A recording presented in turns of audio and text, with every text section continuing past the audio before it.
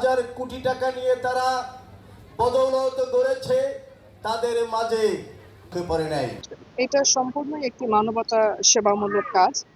অত্র এলাকার তথা মাদারীপুর জেলার অসহায় দুস্থ দরিদ্র মানুষের শুধু চক্ষুই নয়, মেডিসিন, গাইনোকোলজি ইত্যাদি বিষয়ে যাতে সহজভাবে সুন্দর সুযোগ্য চিকিৎসা পায়, সেই জন্যই লোকমান ভাইয়া এই ব্যবস্থাটি আয়োজন করেছেন।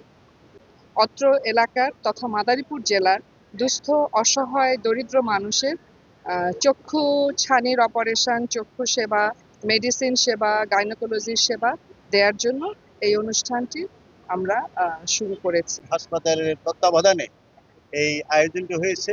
এটা হতদরিদ্র পরিবারের মধ্যে অন্ধত্বের আলো ফিরিয়ে দেওয়ার জন্য যেই প্রচেষ্টা লোকমান মোল্লা সাহেব করেছে, সে মাদারীপুরে অদ্বিতীয়। মাদারীপুরে অনেক ধনাঢ্য ব্যক্তির মধ্যে এই সামাজিক চিন্তাবোধ নাই, যেটা লোকমান মোল্লা সাহেব নিজ উদ্যোগে এটা করেছেন, নিজ অর্থায়নে গরিবের মাঝে যে সেবা প্রদান করেছেন, আমরা তাকে ধন্যবাদ জ্ঞাপন করি এবং এইরকম সেবাই যেন চলমান থাকে এবং হতদরিদ্রের মাঝে যেন তিনি সবসময় সেবা দিতে পারে, সেই আশায় ব্যক্ত করছি।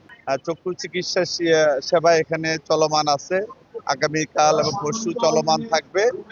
আমাদের পরীক্ষা নিরীক্ষার মাধ্যমে এখানে যেটা সম্ভব সেটা আমরা করব।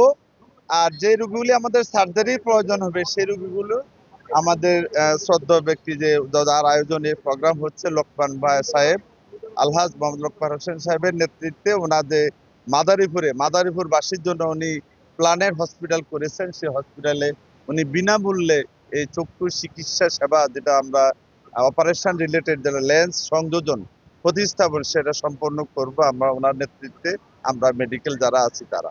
যাই হোক, আপনার এই কাজ চলমান। আমরা অতীতেও 2টা প্রোগ্রাম করেছি, উনি সফলতার সাথে আমাদেরকে সব ধরনের সুযোগ সুবিধা দিয়ে আসছে। আমি আশাবাদী উনি যদি বেঁচে থাকে, সুস্থ থাকে, তাহলে উনি মাদারীপুরবাসীর জন্য এই চিকিৎসা সেবা চলমান রাখবে এবং মাদারীপুরবাসী ওনাকে সার্বিক সহযোগিতা করবেন। এটি আমাদের চিকিৎসক টিমের এবং সকলের পক্ষ থেকে মাদারীপুরবাসীর কাছে আমাদের চাওয়া। উনি ব্যক্তি হিসাবে এবং এলাকার মানুষকে নিয়ে উনি সামাজিক এই কার্যক্রম, বিশেষ করে চক্ষু চিকিৎসা, আসলে অন্ধত্ব কি জিনিস চোখ বন্ধ করলে বোঝা যায়, সেই অনুধাবনটা উনি করতে পেরেছে বলে উনি এই কাজটাকে চলমান রাখছে। ইনশাল্লাহ ভবিষ্যতেও যদি মহান সৃষ্টিকর্তা ওনাকে সুস্থ রাখে, উনি আপনাদের সেবা উনি চলমান রাখবে। আমরা সবাই ভালো থাকি। আমরা মাদারীপুরবাসী।